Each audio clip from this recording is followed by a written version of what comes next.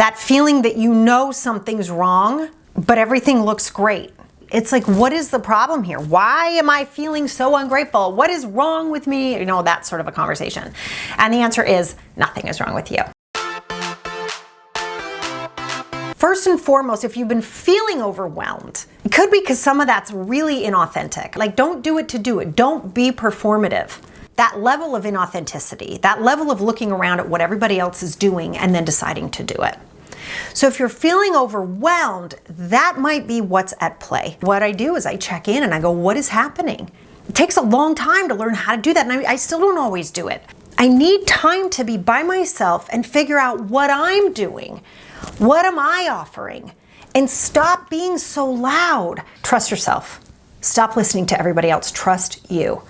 If there's one piece of learning you can take from me over the years, months, days, if you've been with me for 5 minutes, the one thing I'd want you to take is start listening.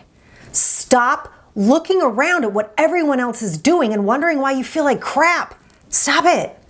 If it feels great to you to post, go post. If it feels like garbage, don't do it. You know when I tell you to break an industry, I say all the time, break your industry, break it. And you know how you don't break it? By doing what everybody else is doing. You won't break it. And so if you're feeling overwhelmed and you're feeling off, there's one question I want you to ask right now. Grab a pen and paper if you don't have one yet. And this question is, if I could describe this moment as the most beautiful and the most meaningful time in my life, how could I describe that? And it's interesting because if you're feeling overwhelmed or off, it's like this doesn't feel beautiful or meaningful. So I'm going to ask you to dive in there and sort of write that out for a second. The other, I promised I'd give you my version of that question, right? This is something I can give you if you're going through something traumatic, all the way through to feeling the buzz and you got this ache and you know there's more for you. You know something else is going, what is this, right? That feeling. If my highest self had put this here right now, why would she have done that? Now, I ask you guys that question a lot, and I think the beautiful and meaningful is a different flavor to that. It's a different way to look at it. So I'd like you to choose whichever question resonates with you more. And sometimes I find the second question, the one that I ask often, which is, you know, if your highest self had given you this problem, if your highest self had given you this challenge, why would she have done that? And I created that question because I hate the way my industry is like, well, you chose it. I didn't choose for my child to have leukemia. What are you talking about? I think it's so cruel and it's so cold, and my industry does it all the time, and I think it's BS. But the flip side of it is the intention behind that cold response of you chose it, right? That weird thing people do. I think the intention behind it is to give you your power back, right? Like, choose the life that you have in front of you, because that's the life you have. So fighting against reality isn't going to help you. And that's true, right? We can be really pissed off. We can be pissed off about elections. We can be pissed off that our husband won't clean up his socks, like whatever it is, right? It's not going to help. There's actually accepting what's in front of you so you can deal with it. And I think that that's what that was intended to be, but I never found it to be helpful. And sometimes I found it to be really hurtful. So that's why I flipped that question a little bit to say, if. Let's play with this for a second and recognize that I am really powerful.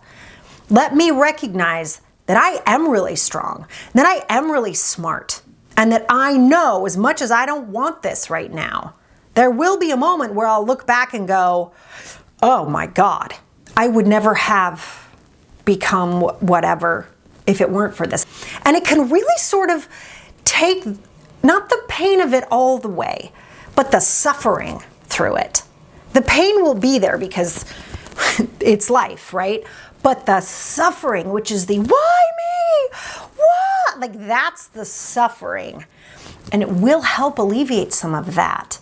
Because what you're doing is you're creating a way to see the path out, and that there is a path out.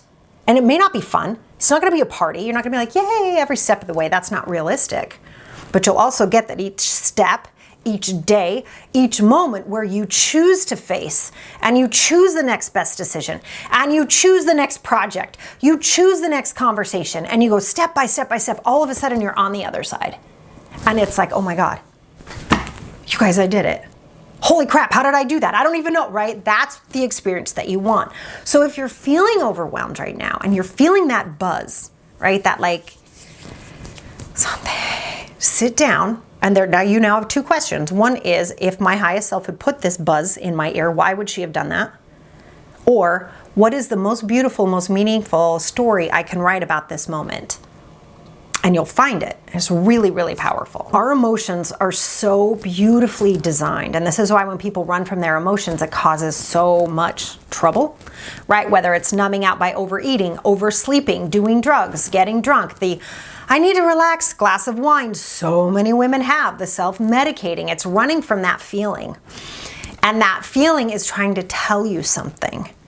So the question would be, if my highest self had given me this boredom, what would she be telling me? And I know you might actually have some personal goals I, sort of know about, that you might want to start to work on to look at, is the boredom go away when I start looking at that?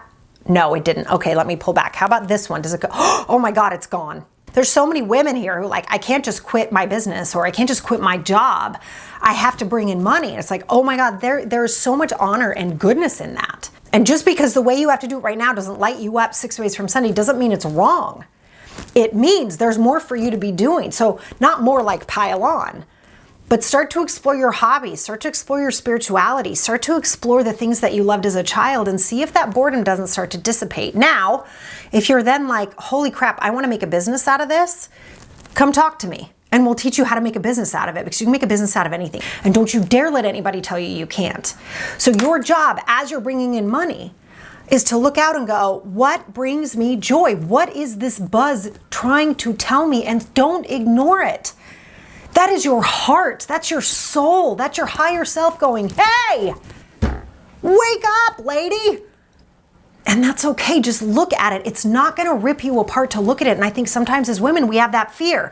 So instead of actually looking at it, we have the nightly drink of alcohol. We shop too much. We eat too much. We just keep doing other stuff. We tell ourselves we're stupid. Say we're selfish. We're so ungrateful. Why? Because you're looking out at what you're supposed to be doing instead of listening to the most important, purest, most divine calling you could ever have, is the one that comes from in here and goes, hey lady, there is no greater gift than that little voice. So what I'd invite you to do for the rest of this exquisite, beautiful lesson of a year we've all been given is listen. Don't look outside of you for the answer, because it's not there. It's in you.